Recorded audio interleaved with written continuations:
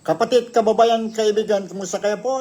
Ulit, nandito na naman tayo sa programa natin, Nick Talk, The Real Talk with Nico. And ito po, si Nico Fabian. And ngayon po, today is Thursday, November 27 na tayo. Na?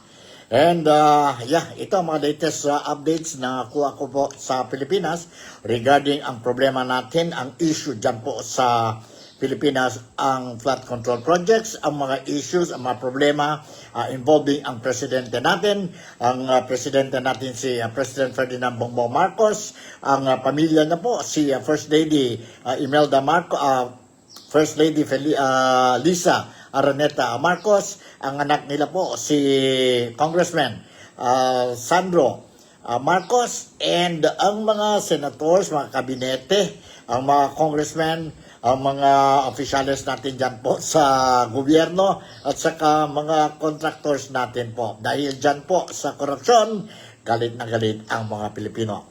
But anyway, kahapon narinig natin or I shared with you ang video footage ni former Congressman Saldico regarding itong sabihin natin na part 6 yata yun, no? Part 6 ni revelation ni Saldico. And of course, kung may revelation or video clip si Saldico, 100% po mayroon ang response ni BBM sa video clip din po, no? Sa video clip din po. So what I'm going to share with you now is another video clip, the latest video clip, a statement made by PBBM or President Ferdinand Bongbong Marcos regarding itong issue, regarding anong mga latest updates sa investigasyon ng flood control projects at saka ang national budget dyan po sa Pilipinas, be it sa 2025 national budget, and of course, itong upcoming, soon to sign by the President, ang 2026 national budget. Okay? So, umpisa na tayo po. Umpisa na tayo, and let me share with you ang video clip statement. Video statement made by President Ferdinand Bongbong Marcos regarding ang issue po. Nandito po, let's watch and listen to this video clip. And later on, we will try to give some reactions po. No? Hindi lang sa akin po, but ang some reaction coming from mga kababayan natin, mga kaibigan natin, at saka friends natin dito po sa Malaysia, particularly dito po sa Sabah. Nandito po. Magandang araw po sa Hold on. Don't panic. Sandali. Okay, sandali po. Sandali. Alright. Okay. sa inyo lahat. Ito yung patuloy magrekomenda sila. Okay, sandali. Magrekomenda sila. Relax lang. Nandito po. Let's watch and listen. Magandang araw po sa inyo lahat. Ito yung patuloy sa aking pagre-report sa inyo tungkol sa mga development sa mga kaso na hinggil doon sa mga flood control project.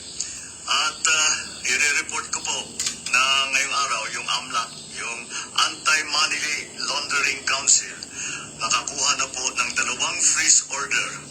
This brings the total amount of assets frozen to about 12 billion pesos. Kasama po dito ang mga air asset ni Saldico, ang value mga 4 billion.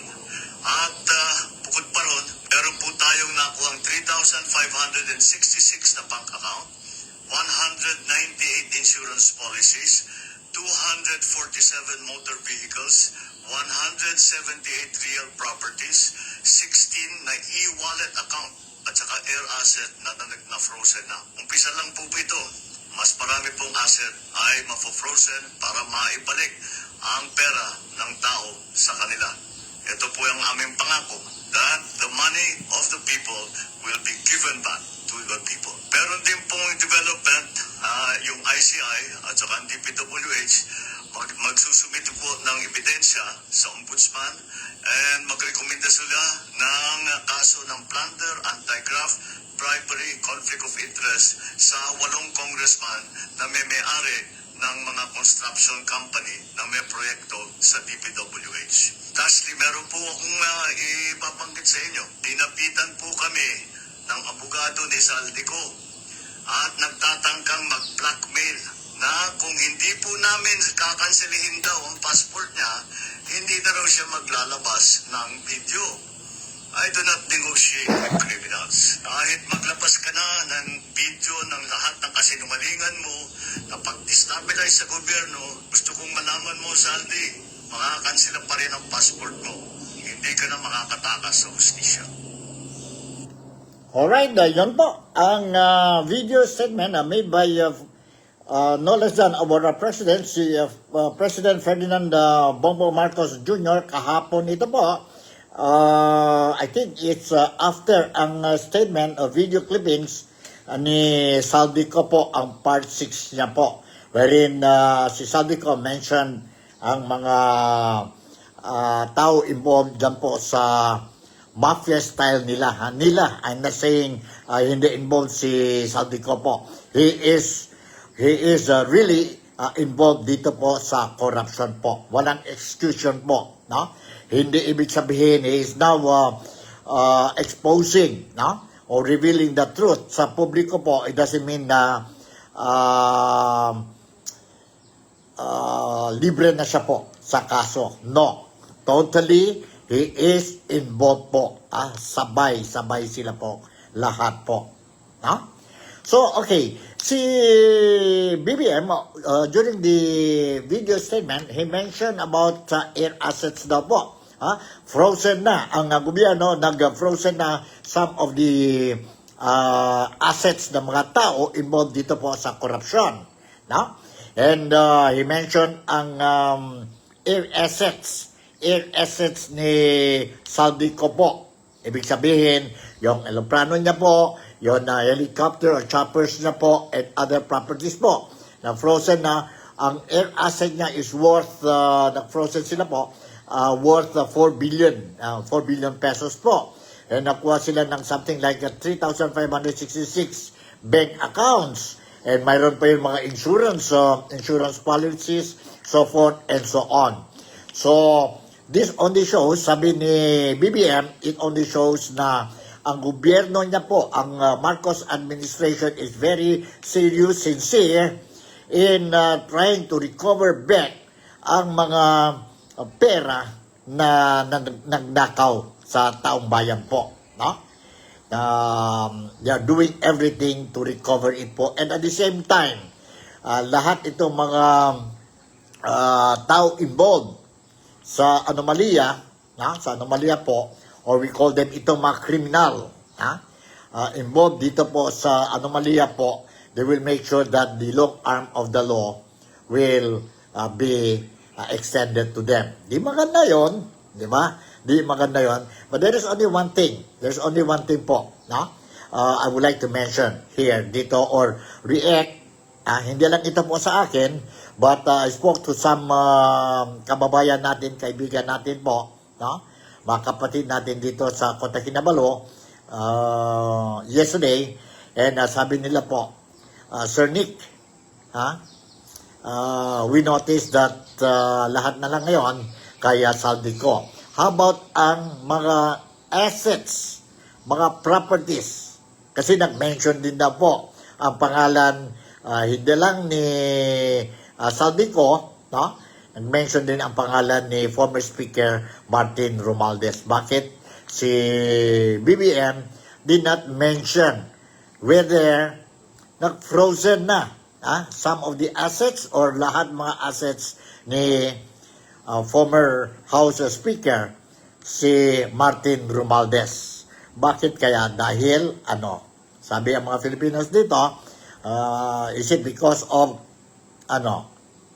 relative or But they say sana hindi lang dapat, kasi si Presidente Bongbong Marcos keep on saying, maskin sino pa kayo, be it my relatives, be it my friends, be it my political allies, no?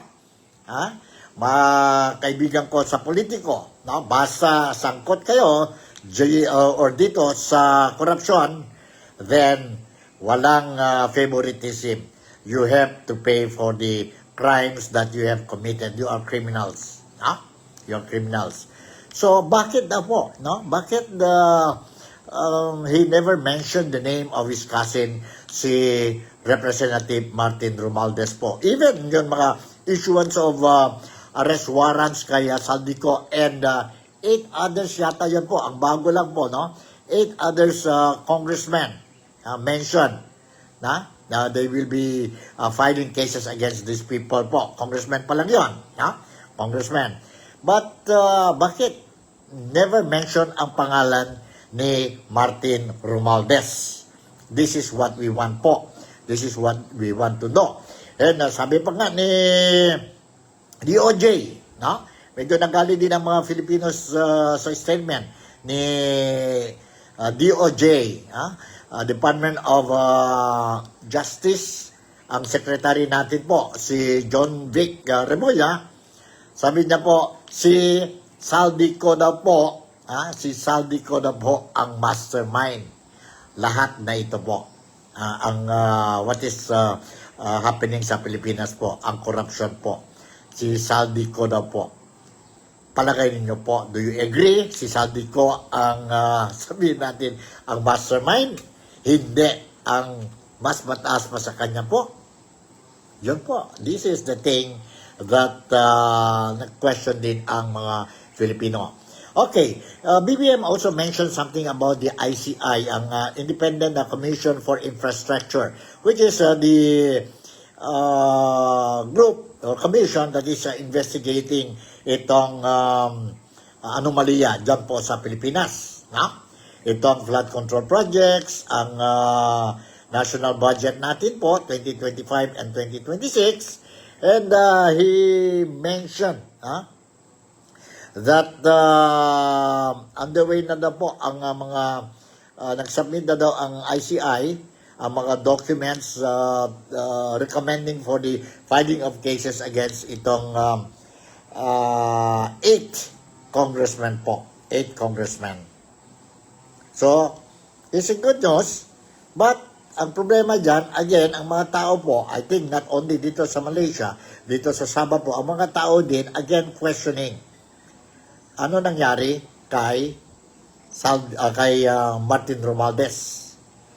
Ano nangyari? Bakit hindi ang pangalan niya is not mentioned? It's not mentioned. Although, sabi naman ang Department of Public Works and Highway Secretary, si Vince Dizon, during an interview this morning, dyan po sa programa ni, sabihin natin, Ted Filon, na ongoing an investigation and they are trying to get the enough evidences to pin down si Martin Romualdez. To pin down si Representative Martin Romualdez po. Possible charges will be plunder, plunder, malversation, and mayroon pa yung ibang rason po. So, maghintay daw. And si Vince Dizon totally believe or strongly believe that Martin Romualdez has something to do with this. Itong anomalya, corruption anomalies dyan po sa Pilipinas. Yun po ang updates natin tungkol sa ICI. Ang problema lang po dyan, sa ICI, ang problema lang dyan po sa ICI, early this month ba yun po or last month, they said that they are going to make it ang hearing nila open to the public. Ibig sabihin, ang mga media can cover ang hearing.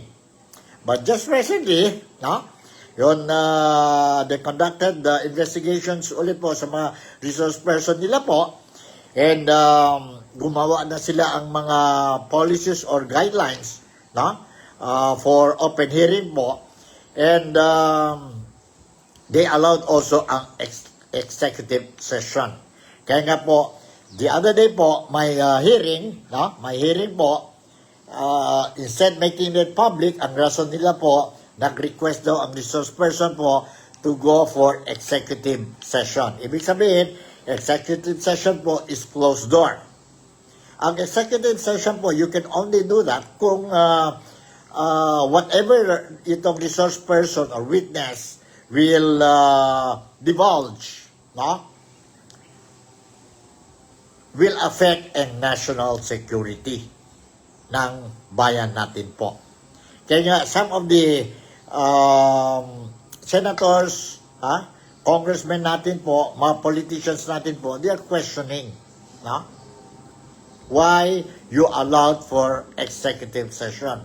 Dapat bigyan muna, let the public know, and bigyan muna ang rason why the commission should grant ang request ng resource person for executive person session. Because if it is not valid, kagaya what is happening or what happened dyan po sa Senado, Blue Ribbon Committee po, if somebody will request for executive session, they will ask, bakit? What is your reason? And once you mention your reasons, and ang mga members will evaluate it, kung totoo, it will affect or have something or will have something to do with the national security, then they are going to grant for executive session. Pero ito po, ang ICI, wala talaga po. They just, sabihin natin, granted ang request ng resource person, kaya po, ang mga tao is not happy with the decision. Duda na nga ang mga tao, mga Filipino po, sa credibility, sinceridad ng members ng ICC in conducting the investigation, and then ganito pa po nangyari. Ganito pa po nangyari. No? They cannot expect ang mga tao, ang mga Filipino po, no, to believe every word they say. Because may policy sila po that after ang hearing, they will come out with a press briefing informing the public what transpired. No? Now, ang ICI should not expect ang mga tao, ang publiko po, will believe every word they say sa press briefing. Hindi yan po. Kasi duda na ang mga tao sa gobyerno po, sa administrasyon ni Marcos po. And who created this ICI? It is created by no less than our BBM or President Ferdinand Bongbong Marcos. So you cannot blame the public or the Filipinos po for questioning, for thinking, for feeling ang namin po na we don't trust ang ICI unless you make it public. Because ang publiko po, kami po, we want to know what are the questions itong mga members ng ICC is throwing sa mga resource person. And we want to know, word by word, anong mga sagot ng resource person po. And then from there, we will know. Ang rason naman ng ICI is that may right din ang mga resource person po, baka they will be judged by the public po during the session po. So may right to protect also their, sabihin natin, reputation. Yon ang sabi ang ICI. But nakalimutan ba po ang gobyerno? Nakalimutan ba po ang ICI na may right din ang mga every Filipino, we have the right for information to know what is happening po. Diyan po ang right namin din po. Hindi lang ang right ng mga resource person that you have to consider, but you have to consider the right of the 120 million Filipinos po. No? And we want to know the truth. Ano talaga ang katotohanan po?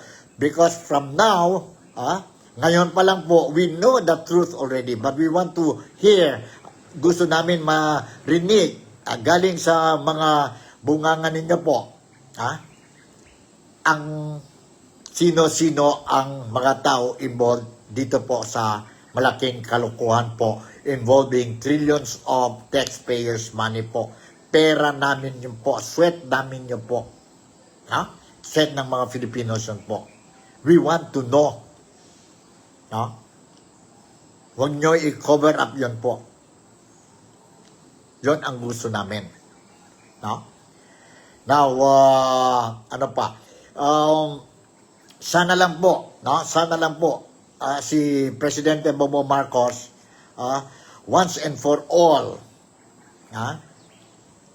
direct the ICI to make it open ang hearing.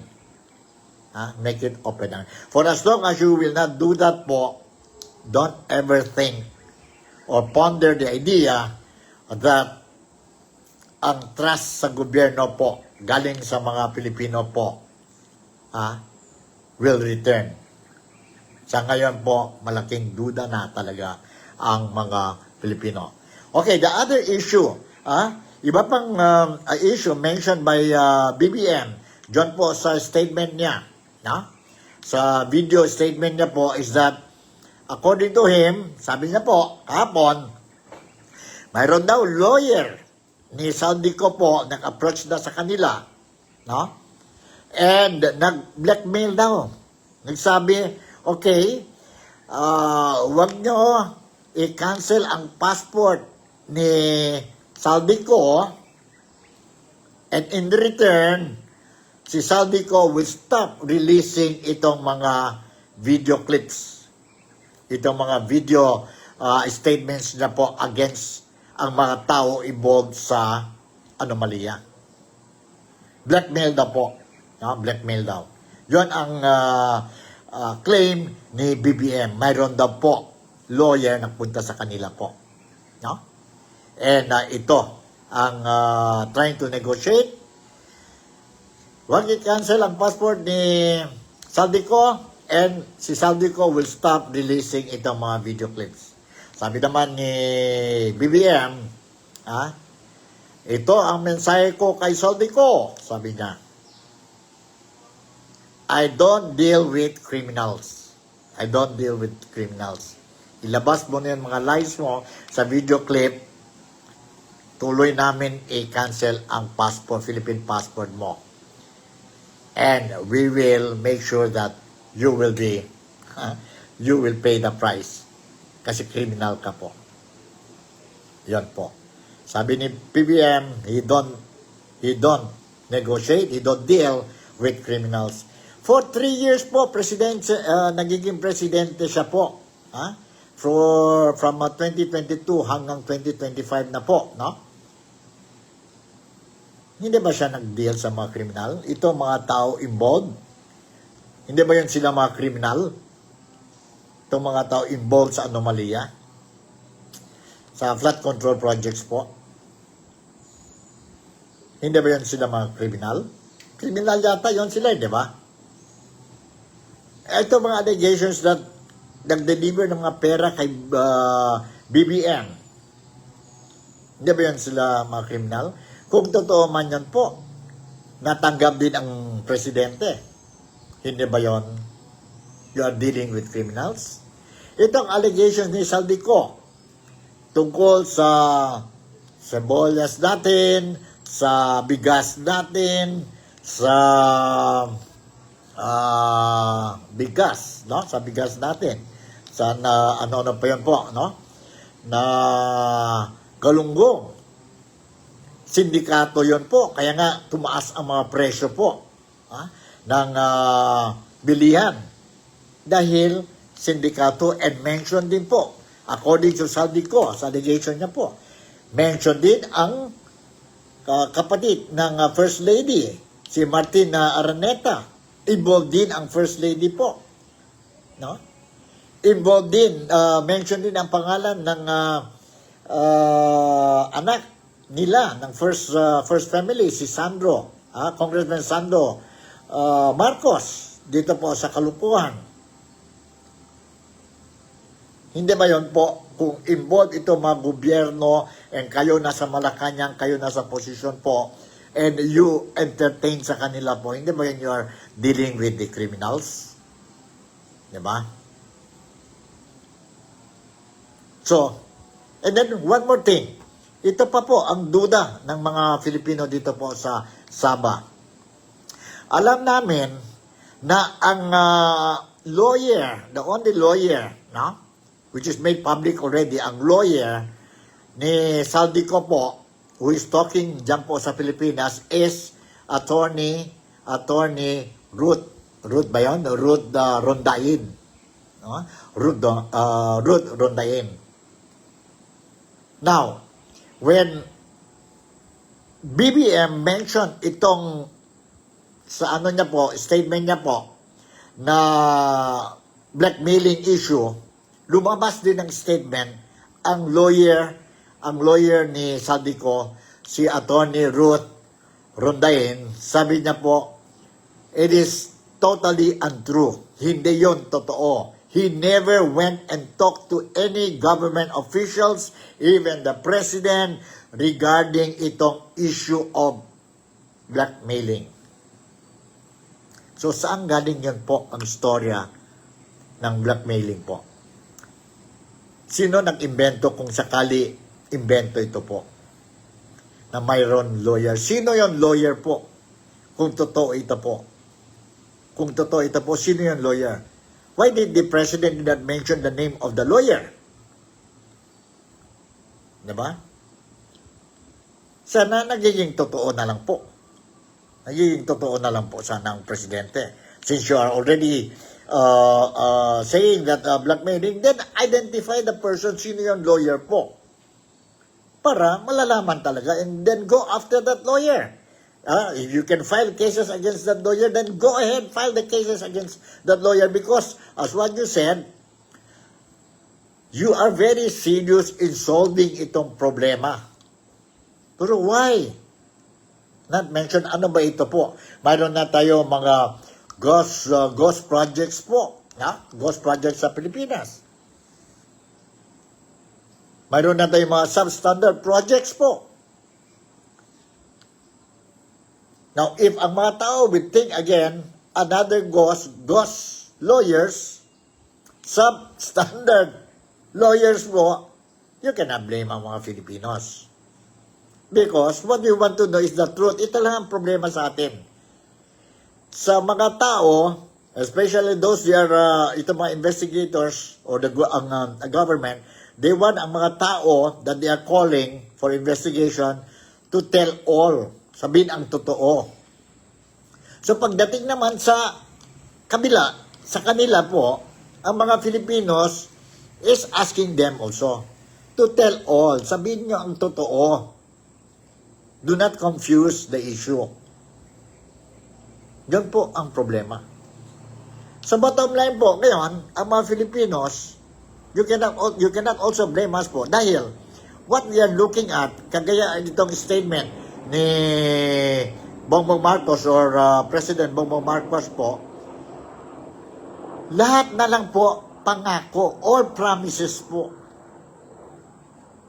All promises na lang po. Sabi niya, we will do everything, we will solve the problem, we will get back the money, kawawa ang mga Pilipino, pera ng mga Pilipino ito nagnakaw, and nandito kami, we will make sure, blah, blah, blah, blah, blah, blah. Lahat lang po, pangako. Lahat ng pangako po. Since day one, pangako po. Since time, kampanya ng presidential election po, pangako ng pangako na lang po. Promises after promises po. Lumalabas sa bunganga ng presidente natin. And hanggang ngayon po, pangako pa rin. Pangako pa rin. Grabe po. Grabe ang sitwasyon. May request dito if I can play again ang video statement ni BBM. Pwede po, don't worry po. May kunting time pa man tayo dito. I will replay it again para sa inyong lahat. Nandito po. Just give me a second. Dasula na magandang araw po sa inyong lahat. Ito patuloy sa aking pagre-report sa inyo tungkol sa mga development sa mga kaso na hinggil doon sa mga flood control project. At i-report ko po na ngayong araw yung AMLAC, yung Anti-Money Laundering Council, nakakuha na po ng 2 freeze order This brings the total amount of assets frozen to about 12 billion pesos. Kasama po dito ang mga air asset ni Saldico, ang value mga 4 billion. At bukod pa ron, meron po tayong nakuhang 3,566 na bank account, 198 insurance policies, 247 motor vehicles, 178 real properties, 16 na e-wallet account, at saka air asset na frozen na. Umpisa lang po ito. Mas marami pong asset ay mafo-frozen para maibalik ang pera ng tao sa kanila. Ito po yung aming pangako that the money of the people will be given back to the people. Meron din pong development, yung ICI at saka ang DPWH, magsusumite po ng ebidensya sa ombudsman and magrekomenda sila ng kaso ng plunder, anti-graft, bribery, conflict of interest sa 8 congressman na may-ari ng mga construction company na may proyekto sa DPWH. Lastly, meron po akong ipabanggit sa inyo. Dinapitan po kami ng abogado ni Saldico at nagtatangkang mag-blackmail na kung hindi po namin kakanselihin daw ang passport niya, hindi na raw siya maglalabas ng video. I do not negotiate with criminals. Kahit maglabas ka na ng video ng lahat ng kasinungalingan mo na pag-destabilize sa gobyerno, gusto kong malaman mo, Saldi, makakansela pa rin ang passport mo. Hindi ka na makakatakas sa hustisya. Okay, yan po. Narinig natin ang video statement ni BBM. Did you notice? Pangako, ibalik ang mga pera sa atin. Pangako na he will not, sabihin natin, deal with criminals. Diba? Ang daming pangako po. Ang daming pangako ang presidente natin. No? But, saan na yan po? Kaya, as what I said earlier, ang sentimiento ng question mga Filipino dito sa Sabah, you frozen the assets of Saldico. Kasi mention siya sa anomalya. Mention din si Martin Romualdez sa anomalya po.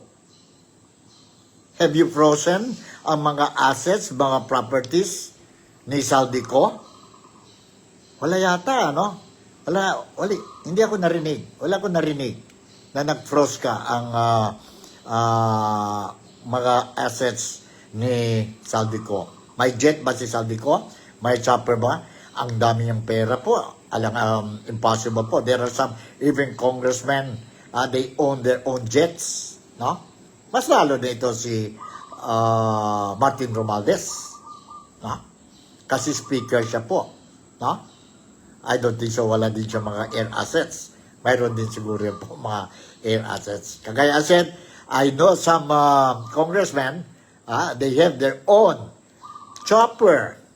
Maski isa lang siguro, pero they own that. Then, mayroon silang private jet. Maski isa lang, pero mayroon sila po. Yun, congressman lang yan po. Now, how about ang speaker? No? Speaker of the House. Si Saldico nga marami, 4 o 4 billion worth of air assets. Na ano kaya kay Martin? We don't know po. No? We don't know. And zip ang mouth ni Presidente Marcos when it comes to ang pinsan niya po, si Martin Romualdez po. Ayun na, ang matao is asking. No? Is asking. Be fair.